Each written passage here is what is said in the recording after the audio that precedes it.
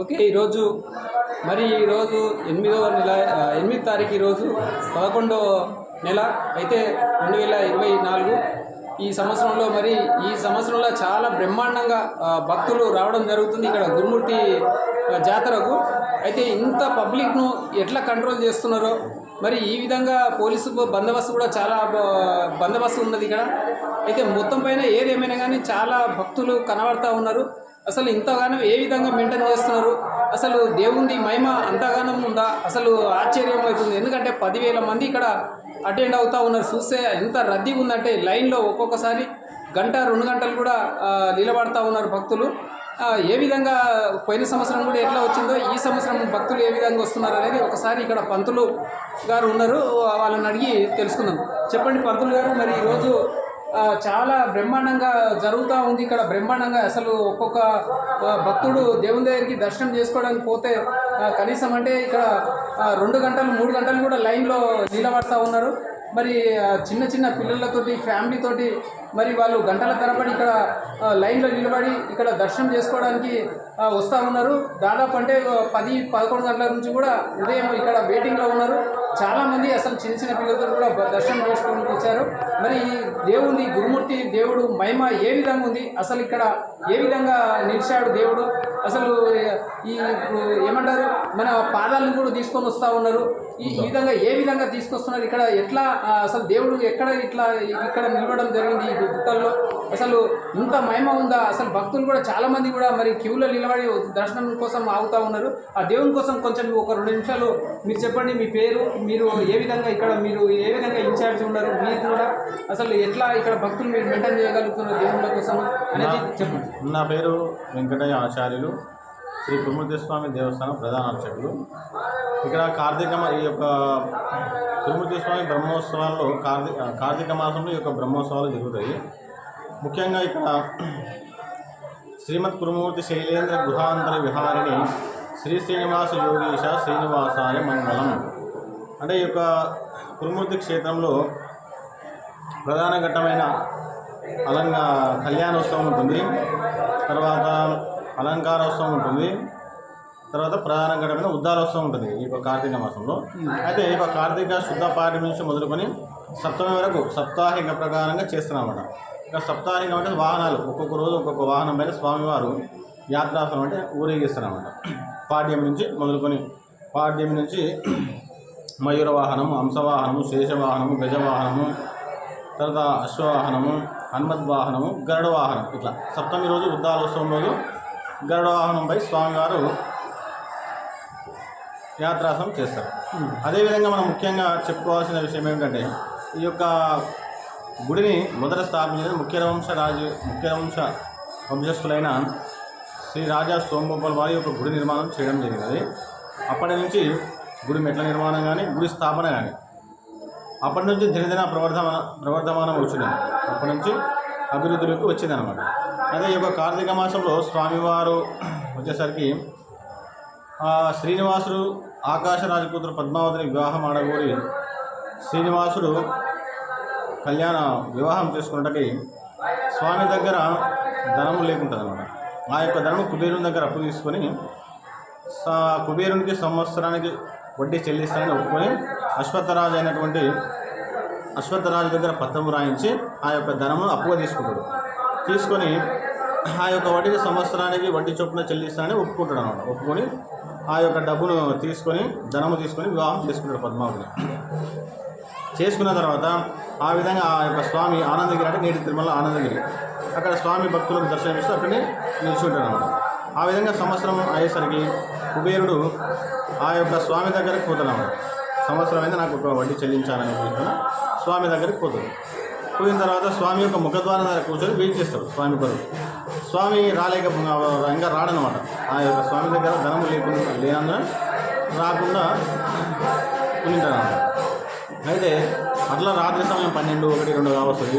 ఆ సమయం వరకు కుబేరుడు అక్కడనే ముఖద్వారం దగ్గరనే ఉంటాడనమాట. ముఖద్వారం దగ్గర ఉండి ఆ యొక్క రాత్రి సమయంలో కుబేరుడు నిద్రావస్థలోకి వెళ్ళిపోతాడు. నిద్రావస్థలోకి వెళ్ళిపోయిన తర్వాత స్వామి అప్పుడు ఏం చేశారు, పద్మావతి సమేతంగా స్వామి యొక్క ప్రతిమ అక్కడ ఉంచి ఆనందగిరి పర్వతమైన ఉంచి ఉత్తరాభిముఖంగా ప్రయాణం కొనసాగిస్తారు.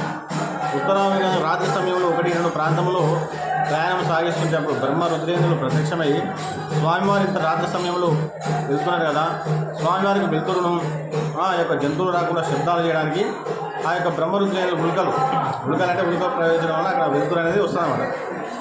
ఆ వెలుతురుని బాట కొరకు వెలుతురు ప్రయోగించి అట్లా స్వామివారికి బాట చూపిస్తారు. ఆ విధంగా వస్తూ ఈరోజు మన సప్తమి రోజు చేసుకునే ఈ బాణసించ కార్యక్రమే ఆ యొక్క ఉల్కలు ప్రయోగించినందుకు ఆ యొక్క కార్యక్రమం చేస్తామన్నమాట మనం. అట్లా వస్తూ కృష్ణవేణి నది తీరంన కాలకృతం తీర్చుకుంటూ స్థితి తిరుగుతారన్నమాట. పద్మావతి సమయం శ్రీనివాసు స్థితి తిరుగుతారు. తీర్చిన తర్వాత అప్పుడు కృష్ణవేణమ్మ ప్రత్యక్షమై స్వామి ఇంత రాత్రి సమయంలో మీరు ఎలా వెళ్తారు, ఈ యొక్క దండకారణ్యం అని చెప్పేసి ఆమెకు స్వామివారికి పాదుకం వస్తుంది. ఆ యొక్క పాదుకలే ఈరోజు ఉద్దాలోత్సవంగా మనం ప్రధానంగా చెప్పుకొని ఆ యొక్క ఉద్దాలోత్సవానికి లక్షలాది మంది భక్తులకి పాదాలను దర్శించుకుంటారన్నమాట. ఆ విధంగా ఉత్తరాభిముఖంగా ప్రయాణం సాగిస్తూ ఆ యొక్క పాదుకలు ధరించి వస్తుండగా స్వామి అలసట చెంది కూర్చొని ఇక్కడ నుంచి ఇంకా కొంచెం దూరం ఉన్నాం కదా, ఇంకా దూరం ఉన్నది కదా, ఎట్లా వెళ్ళాలని తన యొక్క వాహనం గరుత్మంతుని ఆహ్వాన చేసుకుంది. ఆ యొక్క గరుత్మంతుని ఆహ్వాన చేసుకొని ఆ యొక్క గరుత్మంతునిపై ఈ యొక్క ఉత్తరాభిముఖ ఆనందగిరి పర్వతాలు ఏ విధంగా అయితే నేటి తిరుమలలో ఉన్నాయో అవే ఆ పర్వతాలు కూడా ఇక్కడ తిరుపతిలో కూడా వెలిసినాయి అన్నమాట. వెలిసిన తర్వాత ఈ యొక్క పర్వతాలు ప్రశాంతమైన వాతావరణం ఉందనుకొని స్వామి వాళ్ళ లక్ష్మీ సమేతంగా పద్మావతి సమేతంగా స్వామివారి కాంచనగంలో వెలుస్తారు. కాంచనగంలో వెలిసి స్వామివారి పాదుక ఇక్కడ ఉంచి కాంచనగంలో వెలుస్తారు. వెలిసిన తర్వాత అప్పటి నుంచి ఇక్కడ నుంచి కూడా స్వామి భక్తులకు దర్శనమిస్తూ ఆ యొక్క ధనమును కుబేరుకు చెల్లించడంగా ఇక్కడనే స్థిరపడుతున్నాడు. స్థిరపడిన తర్వాత ఈ యొక్క ధనమును కలియుగాంతమున అంటే ఈ యొక్క కలియుగాంతమున మొత్తం వడ్డీ అసలు చెల్లిస్తానని పత్రం రాయించుకుంటాను. ఆ విధంగా వడ్డీ చెల్లిస్తూ ఉంటాడు అన్నమాట. ఆ విధంగా స్వామివారి ఇక్కడ వెలిసింది. మొత్తం పైన ఇక్కడ భక్తులు అసలు 10,000 మంది భక్తులు రావడం జరుగుతున్నట్టు అంచనా చేస్తున్నాము. అసలు నిజంగా ఇంతమంది వస్తున్నారా, నిజంగానే వాస్తవమైన అంతకంటే ఎక్కువ మంది వస్తున్నారా, మరి మీరు ఎట్లా మెయింటైన్ చేయగలుగుతున్నారు? భక్తులు చాలా ఉన్నారు, అసలు చూస్తుంటే రద్దీ చాలా ఉన్నది. అయితే ఈ యొక్క భక్తులు తప్పకుండా లక్షలాది మంది భక్తుల యొక్క ఉద్దాలోత్సవానికి తరలి వచ్చి స్వామి యొక్క పాదుకను దర్శించుకుంటారు. ఈ యొక్క తెలంగాణ రాష్ట్రమే కాక ఇతర రాష్ట్రాల నుంచి కూడా భక్తులు వచ్చి ఆ యొక్క పాదుకను దర్శించుకుంటారు. అదేవిధంగా ఈ యొక్క జాతరలో మన పాలక మండలి కానీ, చైర్మన్ కానీ, ఈవో గారు కానీ, తర్వాత ప్రభుత్వ తరఫున కానీ భక్తులకు ఎలాంటి అసౌకర్యాలు కలగకుండా అన్ని వస్తువులు సమకూర్చి ఉన్నారు. కాబట్టి భక్తులకు ఎలాంటి ఇబ్బంది లేకుండా వాళ్ళైతే చూసుకుంటున్నారు. మొత్తం పైన మీకు ఏది అంతరాయం కాకుండా అందరూ మీకు సహకరిస్తున్నారా? భక్తులు కూడా మరి మీకేమైనా ఇబ్బంది పెడుతున్నారా? ఒకవేళ ఇబ్బంది అట్లాంటివి కలుగుతున్నాయా ఏమైనా?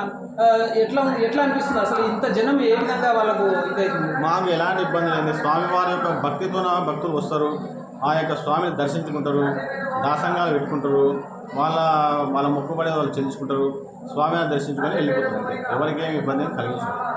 Okay, thank you. మొత్తం పైన ఈరోజు నిజంగా ఎక్కడెక్కడనో చూస్తూ ఉన్నాము, తిరుపతి కాడ కూడా చూస్తున్నాము. తిరుపతిలో ఏ విధంగా అయితే రద్దీ ఉంటుందో ఆ విధంగా ఇక్కడ రద్దీ అంతగానం కనబడుతుంది. అయినా సరే ఇక్కడ ఎవరికి కూడా అంతరాయం లేకుండా చాలా బ్రహ్మాండంగా ఇక్కడ దర్శనం చేసుకుంటున్నారని మరి పంతులు చెప్పడం జరిగింది. చాలా గ్రేటే. మరి థ్యాంక్ యూ. మరి మీరు కూడా ఏమైనా చెప్తారా సార్? ఒక్క 2 ముక్కలు చెప్పండి. ఓకే, మొత్తం పైన నిజంగా పంతులు అసలు చాలా మంచి విషయాలు చెప్పాడు. నిజంగా అంత భక్తి ఉంది కాబట్టి ఈరోజు చాలా బ్రహ్మాండంగా వస్తూ ఉన్నారు. నిజంగా థ్యాంక్ యూ. ఇంకా ఏమైనా పెరిగే విధంగా కూడా ఇంకా పెరుగుతారా? ఏమైనా పెరిగే సూచన ఉందా? ఇప్పుడు భక్తులు పెరిగే సూచన ఉంది. ఇంత గతం కంటే ఎక్కువ పెరిగే సూచన కూడా ఉంది. ఎందుకంటే ప్రభుత్వం వారు కూడా ఇప్పుడు బస్సుల సౌకర్యం కూడా కల్పించినారు. కొద్దిగా ఆ బస్సుల సౌకర్యార్థమై కూడా భక్తులు వచ్చి దర్శించుకునే అవకాశం ఉంది. మొత్తం పైన నిజంగా ఈరోజు బస్సులు కూడా గవర్నమెంట్ రేవంత్ రెడ్డి గారు కూడా ముఖ్యమంత్రి చాలా మంచి బ్రహ్మాండంగా ఇక్కడ సౌకర్యం ఇచ్చారు మాకు. నిజంగా ఇంకా బస్సులు వేయాలా, ఇంకా సరిపోకపోతే కూడా ఇంకా బస్సులు ఇవ్వడానికి కూడా ప్రభుత్వం మంచి సహకరిస్తుందని చెప్తూ ఉన్నారు. ఇంకా పర్వాలేదు. మొత్తం పైన ఇక్కడ భక్తులకు అన్నిటికన్నీ మంచిగా అందిస్తున్నారు. పంతులు నిజంగా చాలా గ్రేట్ అనమాట. ఎందుకంటే తిరుపతిలో కూడా ఏ విధంగా ఉంటుందో ఆ విధంగా ఇక్కడ భక్తులు వస్తూ ఉన్నారు. ఇప్పుడు చూస్తూ ఉన్నాం మనం, ఇంకా కూడా భక్తులను చూసాం ఇంకా. Okay, thank you. మొత్తం పైన అయితే ఓకే పంతులు, థ్యాంక్ యూ.